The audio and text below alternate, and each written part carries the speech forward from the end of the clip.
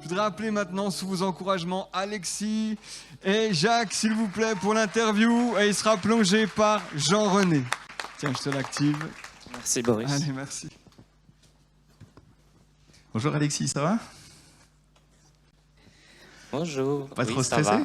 va. Non, pas mal ému parce que j'aimerais vraiment que tous vous pouviez vivre des moments comme je vis et puis aussi les autres baptisés ont pu vous évoquer. Et, Alors, est-ce que tu peux déjà te présenter? mais bien sûr. Donc je m'appelle Alexis, j'ai 28 ans et je suis vendeur dans une boulangerie. Et je suis revenu au chemin de la foi grâce à une amie. Et du coup, toi, avant, je sais que tu te posais pas mal de questions. Oui, parce que je m'étais posé la question, c'était est-ce que Jésus reviendra vraiment sur Terre? Il l'a promis il y a 2000 ans, mais il n'était toujours pas là. Du coup, Question logique. Du coup, je me souviens de m'être dit reviendras-tu? Et puis après, du coup, j'ai commencé à perdre espoir. J'ai arrêté de croire en Dieu et puis j'ai arrêté d'aller dans les églises, dans l'église où j'allais à l'époque. Et du coup, qu'est-ce qui fait que tu as changé d'avis? Il faut savoir que Dieu nous place des personnes sur notre chemin. Et il y a un soir, j'ai proposé à une collègue de travail de la ramener chez elle. Franchement, on s'arrête, on discute pendant 1 heure. Et j'ai pu lui parler de toutes les difficultés que j'ai rencontrées. Elle a compris qu'elle devait m'aider. Alors du coup, elle m'a offert une Bible.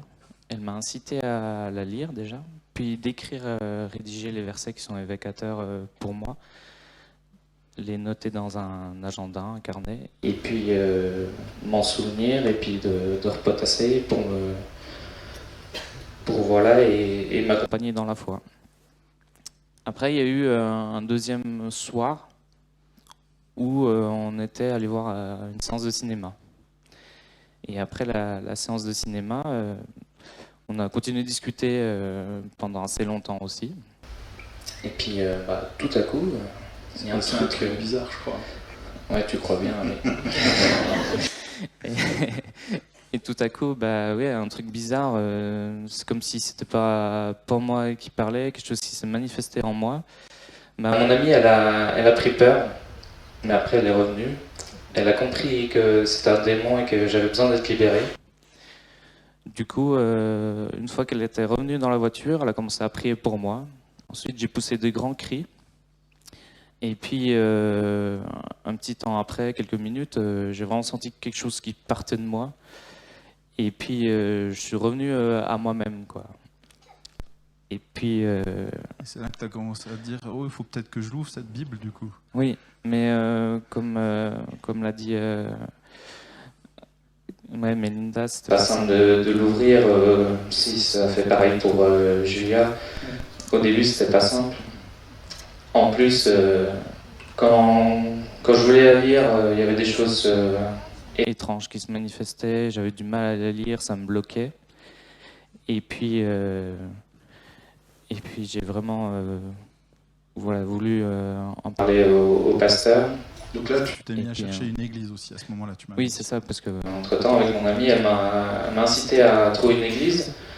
Et puis, de fil en aiguille, je suis arrivé dans cette église.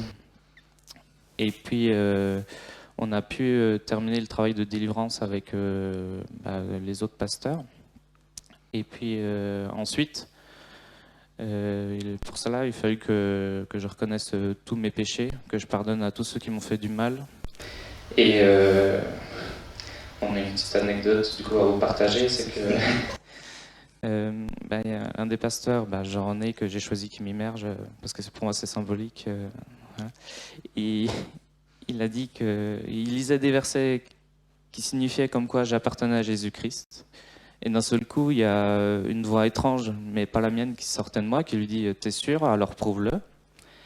Et il a continué à les lire. Et puis, d'un seul coup, j'ai commencé à pleurer, j'étais heureux.